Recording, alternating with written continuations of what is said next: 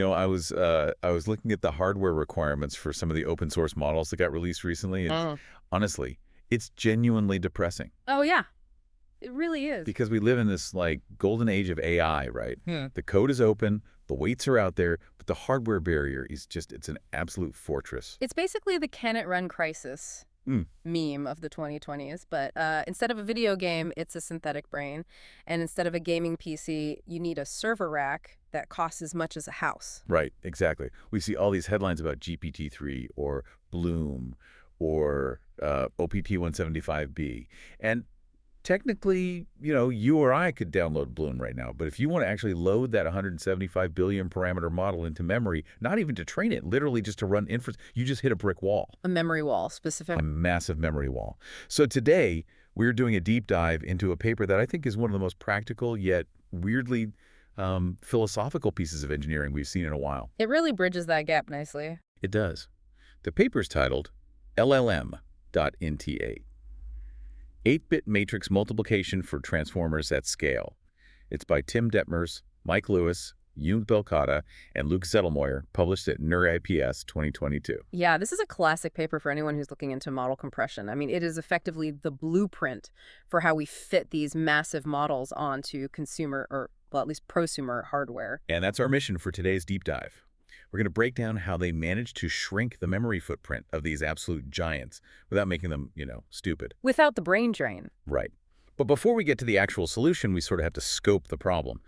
Why exactly is 175 billion parameters such a nightmare for hardware? It's just simple arithmetic, really. Most standard models run in 16-bit floating point precision, so FP16 or BF16, and that means every single parameter in the model takes up 2 bytes of memory. Okay, so if we do the math, 175 billion parameters times 2 bytes. You're looking at roughly 350 gigabytes of VRAM just to store the weights, and that doesn't even count the KV cache or, the overhead for the actual computation you're doing. So realistically, you need roughly 350 to 400 gigabytes of video memory. Which is astronomical. I mean, if you look at an NVIDIA RTX 3090 or a 4090, which is basically the top tier for a normal human being that has 24 gigabytes. Right. So if you wanted to run OPT-175B in its native 16-bit, you'd need about 16 RTX 3090s all chained together. Which sounds like an absolute nightmare to configure. It is. Or, alternatively, you'd need an enterprise cluster of 8 NVIDIA A100s, specifically the 80 gigabyte versions. Which puts us comfortably in the 6-figure price range. Yeah. So naturally, the industries have been trying to compress these things for a while. We've talked about quantization before, right? We do it on mobile phones for image recognition all the time. So why hasn't that just solved the problem for large language models? Well, that's the thing. It does work great for small models. Okay. If you take a standard BERT model or anything under, say, 1 billion parameters and you crunch it down from 16-bit to 8-bit integers, it works completely fine. You lose a tiny bit of precision, but it's okay. Exactly. The model still behaves.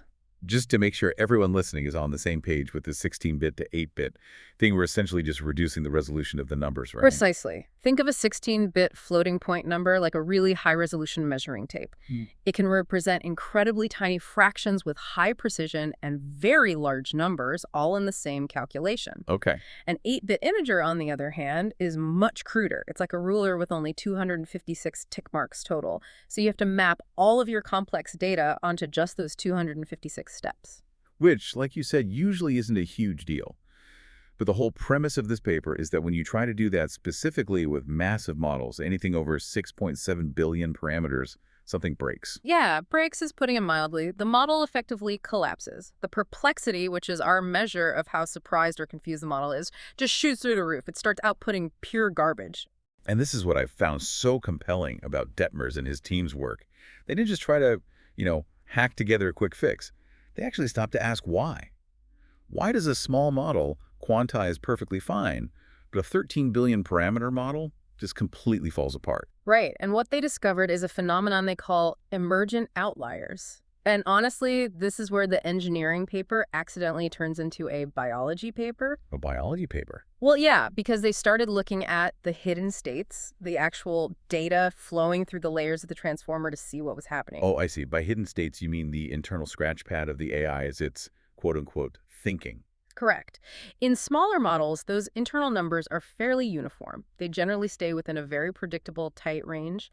But once they looked at models that were scaled up past that 6.7 billion parameter mark, they saw these massive spikes. Spikes, like data anomalies. Numerical outliers. So Yeah. imagine you have a room full of people and their heights represent your data points. In a small model, everyone in the room is somewhere between 5 feet and 6 feet tall. So it's super easy to average that out or compress it. Exactly. But in these massive models, suddenly you have a room full of average height people and then two guys who are literally 40 feet tall. And these 40-foot giants they just appear. They weren't programmed to be there. They emerge. The paper is very specific about this threshold, actually. Right at 6.7 billion parameters, there is a distinct phase shift. These outliers appear systematically, and not just anywhere. They appear in very specific feature dimensions. Let's quickly clarify feature dimensions for the listener. We're basically talking about the columns and the matrices, right? Exactly. If you visualize the activation matrix inside the model, you might have thousands of columns. What Detmers found was that roughly 99.9% of those columns are completely normal. Okay. But about 0.1% of the columns, a tiny, tiny fraction, contain these massive outliers. We're talking about values that are up to 20 times larger than anything else around them. Okay, so we have these rare giant numbers. Why does that actually break the 8-bit quantization? Like, why can't we just round them down or something? It goes back to the ruler problem we touched on earlier. To convert those 16-bit numbers down to 8-bit, you need a scaling constant. You basically have to say, okay, the biggest number in this row is x, so that's the top end of our ruler. Got it. So you set the total range based on whatever the maximum value is. Right. Now, if your maximum value is 5 and your minimum is -5, your ruler has nice, fine tick marks. You can capture all the nuance of a 0.1 or a 0.2. But if you have a 40-foot giant in the room. Exactly. If you have an outlier of, say, 60, and everyone else is hovering around 0.1, you have to stretch that 8-bit ruler all the way out to 60. Oh, I see. Suddenly, your tick marks are huge. All those 0.1s and 0.05s, which contain the subtle actual information of the model, they just get rounded down to 0. They completely vanish. So the outlier basically deafens the whole system to all the quiet signals. That's a perfect analogy. The quantization noise floor rises so high that it swallows the actual signal, and the result is a model that has terrible perplexity. It has literally no idea what's going on. So, okay, we know the problem. We've got massive outliers in very specific columns, and they're stretching the quantization scale, which ruins the resolution for everyone else.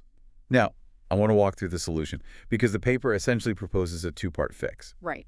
The first part is something they call vector-wise quantization. Yes, and this is sort of the baseline improvement. Historically, a lot of quantization was tensor-wise. You take the entire massive matrix, all the rows and all the columns, find the absolute biggest number in the whole block, and set your ruler based on that one number. Which seems incredibly inefficient. Like if you have one outlier in the top left corner, it ruins the resolution for the bottom right corner, even if they aren't interacting at all. Exactly. So vector-wise quantization tightens that up.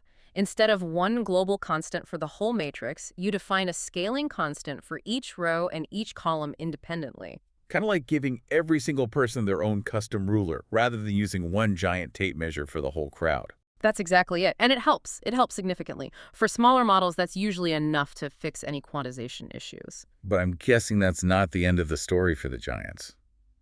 Not at all. Here is the kicker. For the 175 billion parameter models, it still failed. Even with vector-wise quantization, those emergent outliers were so extreme that they still completely broke the specific rows and columns they lived in. So they needed something much more aggressive. And this leads us to the core innovation of the paper, which they call mixed precision decomposition. This is the part that actually solves the puzzle. Yes. The researchers realized they were basically dealing with a needle in a haystack problem. The outliers are incredibly destructive, but they are also incredibly rare. Remember, they only affect about 0.1% of the feature dimensions. So if they're that rare, why not just treat them differently? That is exactly what LLM.NT8 does. It's a hybrid approach. The algorithm effectively scans the matrix on the fly right before doing the math. It looks for columns where the values exceed a certain threshold. Do they specify what the threshold is? They do. They specifically used a magnitude threshold of roughly 6.0. So it identifies the giants. It tags the giants, and then it physically splits the matrix. It extracts those high-magnitude outlier columns and separates them entirely from the rest of the data. So you have two separate matrices now, one tiny one with just the giants and one massive one with all the normal data. Correct. And here is the magic trick. They run the massive matrix, the 99.9% of the normal data, through standard 8-bit quantization. It's super fast, it's highly memory efficient, and because the giants are gone, the resolution is perfect. And what about the giants? They keep the giants in 16-bit floating point. They don't compress them at all. They perform the matrix multiplication for that tiny slice in a full high precision. And they just add the results together at the end. Exactly. They recombine the streams after the math is done. I mean, that feels incredibly intuitive, but there has to be a catch, right? You're mixing data types, you're splitting matrices dynamically on the fly. Yeah. Isn't that computationally expensive? It is non-trivial, for sure. You are definitely adding overhead. Yeah. But you have to think about the memory math. The outliers are only 0.1% of the total volume, so keeping them in 16-bit adds almost zero memory cost. Right. You're still saving roughly 50% of your total VRAM usage because the massive bulk of the model is safely compressed in 8-bit. Okay, so the memory savings are very real. We go from 350 gigabytes down to maybe 175 gigabytes. But what about speed? Does checking for outliers every single time slow down the token generation?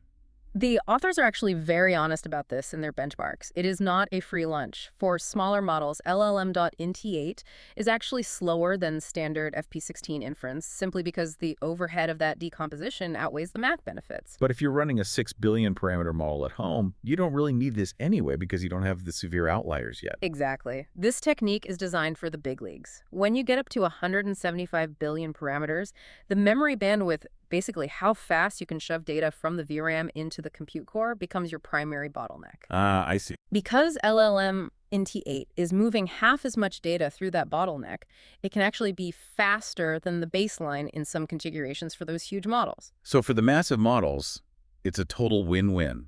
You can fit it on cheaper hardware, and it might even run faster. And most importantly, zero degradation. Zero. Yeah. That's a really bold claim. I mean, usually quantization implies at least some loss of intelligence. That's the headline result of the paper. Because they protect the outliers, which turn out to be the most critical information carriers, they achieved perplexity scores that were statistically indistinguishable from the full 16-bit baseline. That's wild. They didn't lobotomize the model at all. They literally just packed it more efficiently. Let's talk about what this means practically for you, the listener. We started this deep dive by saying this democratizes AI. How tangible is that right now? It's the difference between needing a corporate lab and needing a high-end workstation. Before this paper came out, if you wanted to audit Bloom 175B or run experiments on OPT 175B, you effectively couldn't do it unless you were inside big tech or a massive university. You were just locked out of the research entirely. Completely. But with LLM.int8, you can fit these models onto a single server with 8 consumer GPUs, or even fewer if you offload some layers. Wow. It allows independent researchers, safety auditors, and even dedicated hobbyists to actually poke at the internals of these frontier models.